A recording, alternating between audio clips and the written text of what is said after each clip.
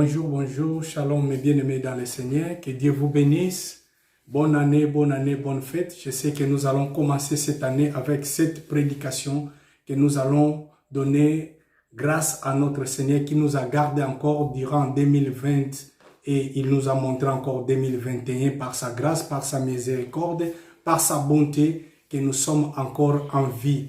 Et sa bonté dira toujours, bien-aimés, nous sommes très reconnaissants de dire merci à ce Dieu-là. Et aujourd'hui, nous allons prêcher sur ce thème-là, l'action de grâce. L'action de grâce à Dieu. Sans plus tarder, nous allons voir dans la Bible ce qui s'était passé. Et Dieu avait fait de grandes choses, mais il y avait peu de gens qui sont retournés pour aller dire merci à Dieu. Bien aimé, c'est très important de dire merci tout le temps dans ta vie. Quand Dieu fait quelque chose dans ta vie, il faut retourner à ce Dieu-là pour lui dire merci. C'est très important, même si dans nos familles, même si parmi nos frères et sœurs, si quelqu'un il fait de bien, il mérite que tu lui dises merci. Quand quelqu'un mérite de lui dire merci, il faut dire merci dans ces moments-là. Il ne faut pas attendre pour venir après. Il ne faut pas attendre, c'est très important de dire ça. Et quelqu'un m'avait dit que non, si l'Éternel il fait des choses, il ne faut pas tout dire à haute voix. Non, nous ne sommes pas des Nicodème. Et chaque chose que Dieu a fait, il a fait ça avec un but. Quand Nicodème il venait dans la nuit pour glorifier Dieu ou pour demander à Jésus-Christ quelque chose qu'il n'avait pas accompli pendant la journée, ça signifie que Dieu, il faut toujours garder les choses que Dieu a fait dans ta vie. Il faut toujours proclamer, il faut toujours manifester cette gloire, cette grandeur de notre Dieu pour que les autres ils voient, ils disent que non, Dieu, il est en train de faire dans la vie de mon frère et de ma sœur. C'est très important de rendre grâce à ce Dieu-là. Nous allons voir dans le livre de Luc, Luc chapitre 17, mon frère Ozui, Éphésiens chapitre 2, verset 8, Luc chapitre 17, là où nous allons voir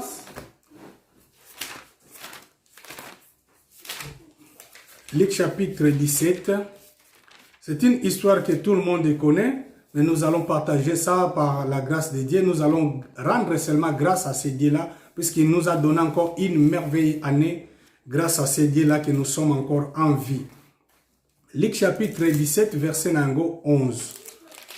Nous allons lire au nom du Seigneur Jésus-Christ. Jésus se rendait à Jérusalem, passait la Samarie et la Galilée. Comme il entrait dans une ville, 10 lépreux verront à sa rencontre. La Bible dit, se tenant à distance, ils élèveront la voix et diront, Jésus, Maître, aie pitié de nous. Dès qu'il y vit, il leur dit, allez vous montrer au sacrificateur. Et pendant qu'ils y allaient, il arriva qu'ils furent guéris. L'un d'eux, se voyant guéri, revient sur ses pas, glorifiant Dieu à haute voix. Glorifiant Dieu à haute voix. Il tomba sur sa face aux pieds de Jésus et lui rendit grâce. C'est un Samaritain. Jésus prenant la parole dit, les 10 n'ont-ils pas été guéris? Et les 9 autres, où sont-ils? N'est-il trouvé que c'est étranger pour revenir et donner gloire à Dieu? Puis il leur dit, lève-toi, va ta foi t'a sauvé. Bien-aimé, tu peux lire Éphésiens chapitre 2, verset 8. Je viens du Seigneur. Amen. Car c'est par la grâce que vous êtes sauvés, par le moyen de la foi, et cela ne vient pas de vous, c'est le don de Dieu. Obandeli, tu répètes encore. Car c'est par la grâce que vous êtes sauvés, par le moyen de la foi, et cela ne vient pas de vous, c'est le don de Dieu. C'est le don de Dieu. Donc, bien aimé, et l'autre, tu dis, partager les lots, comprendre que Si nous sommes en vie, c'est par la grâce de Dieu, comme on vient de lire. C'est par la grâce de Dieu. Ce n'est pas par nos forces. Ce n'est pas par les œuvres que nous sommes encore en vie. Puisque ce qui totali na misala oyo, biso tokokai kosala, to sali eloko moko ya malamu te. Mais ce n'est pas par notre force que nous sommes encore en vie en 2021. C'est par la grâce de Dieu. La grâce, c'est une chose imméritée. La signification de la grâce est une chose imméritée. Donc, eloko yo osali nango makasite, ba pesio yango kopesa. C'est ça qu'on parle de la grâce. La grâce, bien aimé, nakati na bomo na biso eza munene nakati na bomo na biso. Yango Bible ezo kende musika ezo ba grâce sur grâce na bomo na biso. Donc na se na bomo tant tozo la tozo lamuka, tozo comprendre seulement que c'est par la grâce de Dieu que je suis en vie. Donc bien aimé, ce n'est pas une chose ya ko s'inventer que notre kuta na lobi, parce que la Bible me dit comme ça que le lendemain appartient à l'Éternel. Donc quand on dit que le lendemain appartient à l'Éternel, donc tozo comprendre que lobi ekoye kokoma to ekoye kokomate. C'est l'Éternel qui a les derniers mots na kati ya vie na yo. Donc, dernier mot ya vie na yo, dernier souffle ya vie na yo, ils ont partenu pas nani et pas inazambe. Donc, ce qu'on comprendre le kwana, on comprendre que kolala kolamuka, ils ont habitude, mais c'est la grâce de Dieu. Nezo salete to lala pe to lamuki. Nezo salete ba misusu ba kufa, ba misusu la maladie, mais yo za malam. C'est la grâce de Dieu. Et Bible za kolbana biso, il faut bana nanzambe, ba koma na niveau ya kozala reconnaissant. Bien aimé, ceux qui ont reconnaissant na bomo na yo ndesika ba problème ezobanda makasi na vie na yo. Ceux qui ont reconnaissant tozo mona bandeko oyo na mukanala Liki chapitre 17 wapesika touti kotanga. Mama na likambo zani bandeko o baza ba lépreux. Un lépreux c'est celui qu'on met à part na kata Israël. Israël sokoza na maladie ya lèpre bakozwa yo ba bimisio libanda ya ka. Do ba tongeli bino ndaku lokola lelo to komi komona batu baza na maladie ya coronavirus. Bakozwa bango ba tie bango quelque part. Hôpital moko eza réservé pour na batu ya coronavirus. Menzambe asali yo grâce bien aimé yozwa yango te. Nino kokai ko sale pa na nzambe soki ko rendre kaka gloire pe honneur pa na nzambe wana te.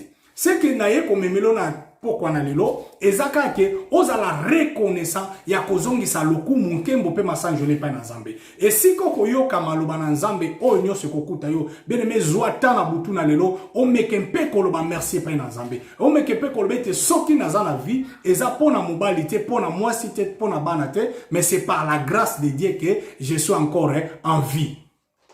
Bien aimé bandeko oyo ba lépreux babandeki koleka bamoni Yesu Masia. Tant bamoni Yesu Masia azoleka nakati na bango bazalaki groupe entre ba samaritains, entre ba jif, entre bazalaki groupe ya bato ebele. Mais babandeki koleka balobi bazalaki 10. Babandeki koleka bazalaki 10 lépreux. Oh, les 10 lépreux wana tant bazoleka bamoni Yesu babeleli na musika parce que bazalaki na contact te ya kokutana na batu par rapport ya maladie oyo bango bazalaki nango et bandai ko empêcher bango po bakutana na Nzambe. Bien aimé, maladie oyo ekokai ko empêcher yo po kutana na Nzambe, ekokai ko zala lisumu, ekokai ko za ba problème songolo ozaki nango, oyo permetaki yo to kutana na Nzambe. Mais Nzamba sali yo grâce. Bien aimé bandeko oyo bazaki malade. Tant bakutana Yesu babeleli Yesu Kristo balobi mokonzi bikisa biso Yesu alobi na bango alobi bokende babengi maître ayez pitié de nous. Bien aimé, tango ozoloba ete Nzambe salela ngai, Nzambe yokela ngai mawa, Nzambe wana ayokaka et puis Nzambe wana asalaka, Nzambe asali. Mais le problème eza nini biso toza ba ingrat tina ba niveau mususu ondimate. Bien aimé, moi j'ai vu des gens où ils basali ba jeûne prière pour na ko voyager. Mais tant on voyager à combien si ka komi wana alingi suko sala Nzambe te. Et les mêmes ba pasteur o ya a kende ki ko bisa bon ke pasteur bobonde la pona nga pona likambubwe pona likambubwe. Nzamba sali ngolu o ekokisami okomi tango komi na place wana ba pasteur ba komi batu mabe. C'est les premières personnes à cibler, ce sont des hommes de Dieu. Mais bosani ke bango batali boso yo babondela ki pona yo, po Nzamba kokisa makambo nyonso ya kokisi na vie na yo. C'est ça et loko evandi na kati na mutema na mutu. Bien aimé bandeko tant bazoya balobi maître ayez pitié de nous na komi kitisa nyonso yeso ebisi banga lobi bokende ko se présenter et pas ya ba sacrificateur et pas ina banganga nzambe. Bien aimé bandeko babandi ko kende bazaki 10 babandi ko kende Bible déterminé na nombre na bango babandi ko kende bakomi na nzela bamikomela kite pa ba sacrificateur bango nyonso basali nini babiki parce que bien aimé nzambe soki a lobby azo zelate eloko mususu salama azo zelaka makomi na esa nini ekokisama e yesu alobi bokende tant babandi ko kende ye moko nda zalaki guérison na kati na bango donc tant bango bazo kende yesu na bango elongo parce que maloba na ye azo accompagner yango et bien aimé Bible lobi bakomi na nzela bango nyonso bazalaki guéri ezaki na mutu moko te oya tikala ke lepre tikala ki na ye. Mais le plus important, autres partager quelques minutes na poko na lelo to na tongo na lelo par rapport à sika yozo kuti la biso marubana nzambe. Et bien aimé Bible lobi bandeko oyo bango nyonso ba panzani tangu ka ba biki ba panzani. C'est ça c'est que c'est fait na tangu na biso ya lelo. Tangu mutu azoya basambela pona ye, tangu mutu azoya na église tangu azala ba problème, azoya na boboto nyonso pe na malembe nyonso na kimia nyonso. Papa wana zaka respect, papa wana zaka boboto, mama wana zaka boya to saka basala na nzambe. Non, parce que nano azuite loko ya bande ko luka. Mukola ko zwango, okomona quelle impolitesse o ya zalaka na yango. Quelle ingratitude oyo biso to bomba kana kati ya kibomoto na biso. Comme David a dit, je te louerai quand tu me feras du bien. Je te louerai l'Éternel quand tu me feras du bien. Donc, biso bana na nzambe, il faut to tombo la kanzambe tango nzamba sali biso malamu. Mais eloko nini biso to salaka au contraire ya parole de Dieu. Au moins que mutu azo zela nzamba salele bolamu. Nzambe pe lokola zakane nzambe asaleli yo bolamu. Ole oya ko zonga na makolo na nzambe po pesa merci. Bien aimé, on a montré nini akimi. Combien de personnes babande ko ba nzambe so pesinga 2021 na kokumisa yo. Nzambe so pesinga 2021 na ko sala boy. Nzambe mais nzamba pesi bango 2021 ko banda 2021 bandi ti lelo ata nzela église atika ko mona yango te. Et 2021 bien aimé ezala différent na 2020. Parce que nzambo alekisi biso na 2020. Bien aimé belé bakufi.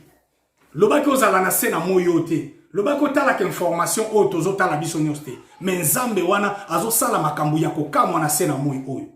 Bien aimé, il y a tant de morts, des milliers et des milliers, mais nzamba batelio. Et Bible ke musika lobi, c'est par la grâce que nous sommes encore en vie.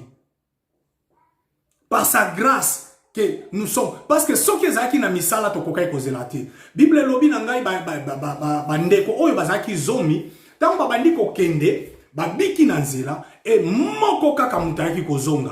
Bien aimé, mutu moko kaka e kozonga babengi na kombo ya un samaritain. Ye kaka nda e kozonga pona koya kotatola oyo munene nzamba sali. Et bien aimé, yesu azotuna ba question azolo baboy. Atuni question lobi e bongo wapi ba nefu wana mususu. Bangonde babiki te. Pona koya kotatola munene na nzambe. C'est ça esika oto kokai kovanda peto sukisa enseignement na biso na tongo na lelo.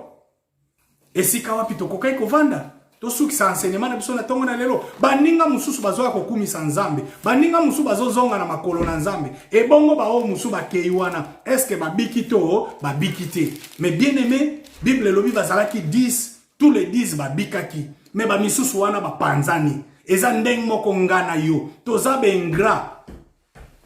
Bien aimé, l'ingratitude efutaka te. L'ingratitude etikala jamais ko futa. Et awa yo kimi bongo nazotu na pona bandeko oyo okimi siko e bongo soki maladi yango ezongi lisusu okosala nini parce que ozalaki kutu capable te ya kolobata merci et pas ina mutu asaleli yo bolamu oza capable te ya koloba merci et pas ina mutu asaleli yo bolamu mais siko soki ezongi yo lisusu okosala nini okoya suko zongo lobino limbisa ngai pesa ngai lisusu to sali sangai.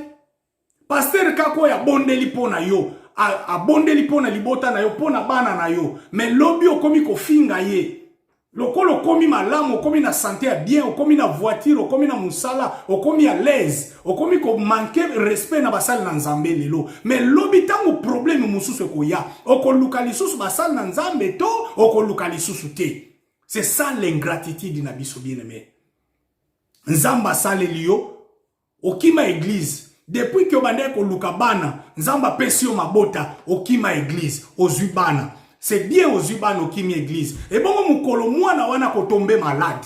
Est-ce que kozonga su na maboko na nzambe to kozonga suti?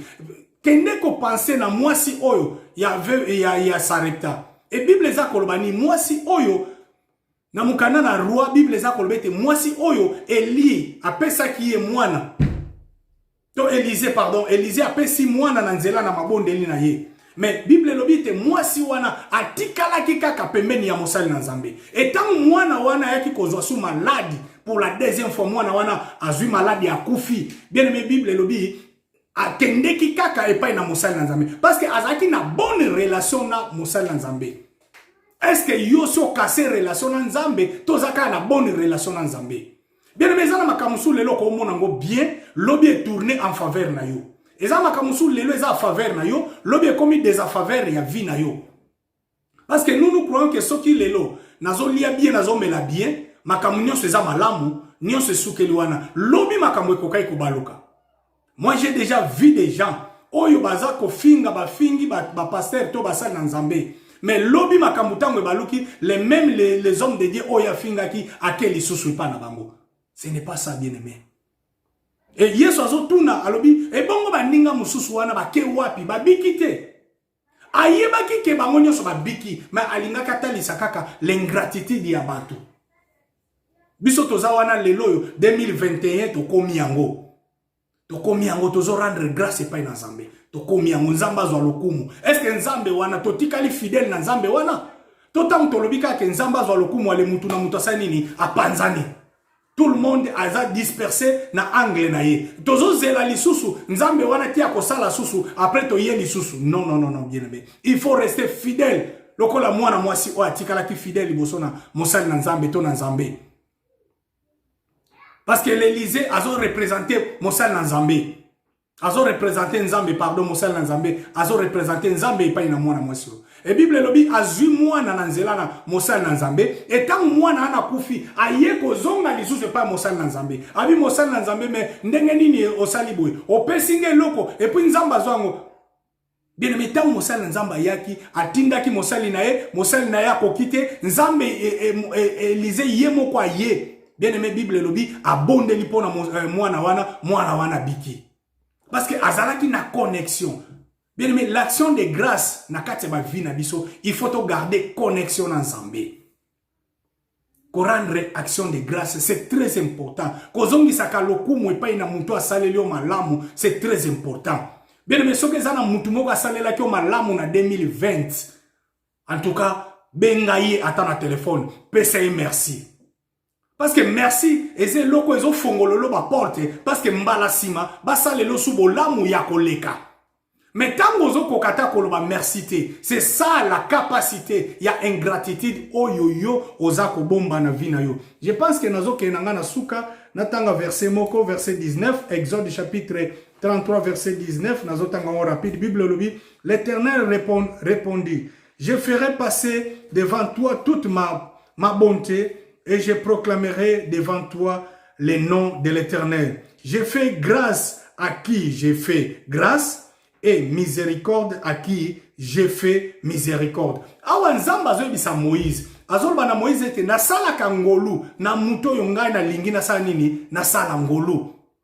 Bien aimé yo zui ngolu ya kozala na mukona lelo ya kozala na année 2021 oleki bato bazana o bakufite. Oleki ata mutu moko te ne loko moko te parce que osali loko moko ya malamu te po okoma mukolo na lelo ndenge to ute kotanga na makomi na Nzambe na mukanda na Éphésiens Bible za koloba na biso te c'est par la grâce que nous sommes là aujourd'hui. C'est la grâce imméritée, la grâce auto. Donc un amour inconditionnel o nzamba lingi biso nda komisi biso lelo soki toza o tozali faut toza toujours reconnaissant tolongola ingratitude na ba vie na biso tozongisa kaka lokumu kembo epai na nzambe toza lokola bandeko te babikaki mutu na mutu apanzani na ye tango ozwi okimi nzambe tango ozwi okimi église tango ozwi bana otiki kosambela tango ozwi musala église omona na kasute nzela nzambo omona na kate bible ekuto simba kango lisute banda ozwa okoma ingrat liboso na nzambe bien aimé bongo soki lelo maladie ekomelio problème ekomelio okoya kozonga lisusu liboso na nzambe wana c'est bien il est le miséricorde aza nzambe na mawa azoyoka mawa abengi yo yaka kozonga na sena makolo na ye azawana pona koyoka libondeli na biso azawana pona kosepela elongo na biso donc tozala ba ingrate tozongisa kaka lokumu nkembo masanjoli tika 2021 bien aimé ezala une année ya action de grâce une année oyo tokozala kata nyonso kozongisa lokumu mpe nkembo kokangama na nzambe wana parce que omoni déjà ba miracle o nzamba sali et bien aimé malgré okati si déjà mer rouge oyo moni pharaon na ba mapinga na ye batikali na kati na yango kokanisa te ke sileli wana bitumbezo continuer. Je pense que cette année aussi, il y aura encore des problèmes. Il y aura encore des grandes choses qui vont opérer dans ta vie. Il y aura encore des... makambo ya ndenge na ndenge kutanela yo na bomo na yo mais kangama na nzambe wana zala premièrement reconnaissant nanu na oyo nzamba sali pe nzambe akoyeba susu kosala ya minene bien mais soko zali reconnaissant te na ba petite chose yeba ke na ba grande chose okotika la jamais kozala reconnaissant ata muta kabelio 1 euro 5 euro 10 euro loba merci muto ya pesio musala ozo sala loba merci mutoyo asaleli yo bolamu bien aimé fongola munoko loba merci que grâce na yo nzamba sali boy yango nde ko fongola lola lisusu ke ozwa susu makambo ya minene koleka na vie na yo soko za capacité te ya kozongisaka action de grâce to kolobaka merci epai na batu to epai na nzambe bien aimé eza une défaut ya mabe makasi epai na bana na nzambe tika nzambe alola apambola biso tokutani susu na ba video na biso koya tangu nyonso tozo parler na kati ya maloba na nzambe année 2021 ezala année moko ya kimia na kombo na Yesu Kristo nde tokutani lisusu mbala sima. Merci.